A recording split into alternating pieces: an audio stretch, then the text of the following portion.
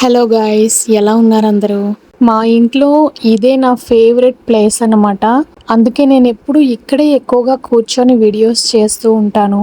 So ఇది ఒక చిన్న వ్లాగ్ అనుకోండి. ఏం లేదు, నేను ఒక పవర్ డ్రింక్ గురించి మీకు చెప్పాలనుకుంటున్నాను. ఇది నేను రెగ్యులర్గా తీసుకుంటూ ఉంటానన్నమాట. డైలీ నేను బ్రేక్ఫాస్ట్ అది చెయ్యను గాయస్, డైరెక్ట్గా ఇదే తీసుకుంటూ ఉంటానన్నమాట. ఇదొక ప్రోటీన్ రిచ్ డ్రింక్ అనుకోవచ్చు. దీని గురించి నేను మీకు షార్ట్లో కానీ వ్లాగ్లో కానీ నేను దాంట్లో ఏమేమి ఇంగ్రీడియంట్స్ వేస్తాను అనేది మీకు నేను ఎక్స్ప్లెయిన్ చేస్తాను. కానీ ఈ పవర్ డ్రింక్ తీసుకున్నాక అసలు ఆకలి కూడా వేయదు ఆఫ్టర్నూన్ వరకు.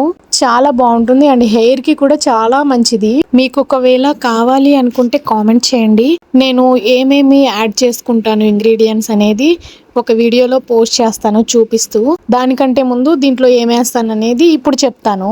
దీంట్లో మెయిన్ ఇంగ్రీడియంట్స్ వచ్చేసి ప్లాంట్ బేస్డ్ ప్రోటీన్ అనమాట. ఆ ప్రోటీన్ పౌడర్ ఒక స్కూప్ వేసుకుంటాను. And walnut, pumpkin seeds, sunflower seeds and బాదం, ఒక బనానా అండ్ 1 or 2 డేట్స్ కూడా వేసుకోవచ్చు టేస్ట్ కోసం. సో నేనైతే డైలీ ఇది తాగేసిన తర్వాత ఆఫ్టర్నూన్ 12కి నేను డైరెక్ట్ లంచ్ చేసేస్తాను అనమాట. నేను ఆల్మోస్ట్ డైట్ స్టాప్ చేసి ఒక 5-6 months అయిపోతుంది. సో నేను అప్పటి నుంచి కంటిన్యూగా ఇదే చేస్తున్నాను అనమాట. నేను బ్రేక్ఫాస్ట్ స్కిప్ చేసేసి డైరెక్ట్ లంచ్ అయితే చేస్తాను అండ్ నైట్ డిన్నర్ చేస్తాను. సో ఇక్కడ నుంచి ఈ రొటీన్ని నేను బ్రేక్ చేయాలనుకుంటున్నాను. ఎందుకంటే ఇంకా ఇది కూడా స్కిప్ చేయాల్సిందే. ఓన్లీ 2 meals తీసుకోవాలి. నేను వెయిట్ లాస్ అయితే అవ్వను గాయస్, వెయిట్ లాస్ అవ్వడానికి అయితే కాదు. సో నేను డైట్ చేస్తూనే నా వెయిట్ అనేది నేను కంట్రోల్లో పెట్టుకోవాలి. అంటే పెరగకుండా తగ్గకుండా ఐడియల్ వెయిట్ మెయింటైన్ చేయాలన్నమాట. ఇదంతా ఎందుకంటే పీరియడ్స్ రెగ్యులర్గా రావడానికి అనమాట. సో ఆ పీరియడ్స్ అనేవి రెగ్యులర్గా రావడానికి నేను ఈ డైట్ చేయాల్సిందే, తప్పదు. కానీ మనం స్ట్రిక్ట్గా డైట్ చేయాలంటే ఏడుపు ఒకటే తక్కువ తినేటప్పుడు. సో నేనైతే ప్రతి మీల్ కూడా మీకు పోస్ట్ చేస్తూ ఉంటాను, చూస్తూ ఉండండి. కమ్యూనిటీలో పోస్ట్ చేస్తూ ఉంటాను. ఈ పీరియడ్స్ రెగ్యులర్ అయ్యే డైట్లో అయితే చాలా రిస్ట్రిక్షన్స్ ఉంటాయి. కార్బ్స్ తినకూడదు, అంటే రైస్ అవాయిడ్ చేయాలి. అండ్ ఫ్రూట్స్ అసలు తినకూడదు. పప్పాయ తప్ప, పప్పాయ ఎప్పుడో ఒకసారి తినొచ్చు. సో ఫ్రూట్స్ అయితే తినకూడదు. చాలా ఉంటాయి గాయస్. అసలు షుగర్స్, కార్బ్స్ అస్సలు స్కిప్ చేయాలి. షుగర్స్ అయితే మొత్తానికే బ్యాన్ చేసేసేయాలి. నా లైఫ్ లో అయితే షుగర్స్ ఎప్పుడో బ్యాన్ అయిపోయాయి. ఎప్పుడో క్రేవింగ్స్ వస్తే రేర్ గా నేను బెల్లంతో ఏదైనా నువ్వులు ఉండగాని లేదంటే కోకోనట్ లడ్డు ఇట్లా తింటూ ఉంటాను అనమాట. అది కూడా హెల్తీగా ఉండేటట్టే చూసుకుంటాను.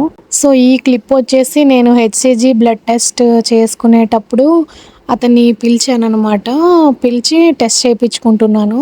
ఆ క్లిప్ ఇప్పుడు యాడ్ చేశాను అనమాట. మా అమ్మ కూడా డయాబెటిక్ పేషెంట్. తనకి కూడా 3 monthsకి ఒకసారి టెస్టులు చేస్తూ ఉంటారనమాట. వీళ్ళే ల్యాబ్ నుండి కాల్ చేస్తే వాళ్ళు ఇమీడియట్గా వచ్చి శాంపుల్ తీసుకొని వెళ్ళి అండ్ రిపోర్ట్స్ కూడా వాళ్ళే తెచ్చిస్తూ ఉంటారనమాట. అండ్ టెస్ట్కి అమౌంట్ కూడా చాలా రీజనబుల్ ఉంటుంది. ఇతనైతే నిడిల్ గుచ్చేది తీసేది కూడా అసలు తెలియకుండా చేస్తారు. నాకైతే భలే నచ్చుతుంది అనమాట వీళ్ళ శాంపుల్ తీసే విధానము. కొంతమంది అయితే ఎట్లా పడితే అట్లా పొడి చేస్తూ ఉంటారు గాయస్. నార్మల్గా నేను కొన్ని చోట్ల అప్పట్లో చేసుకుంటుండే అనమాట.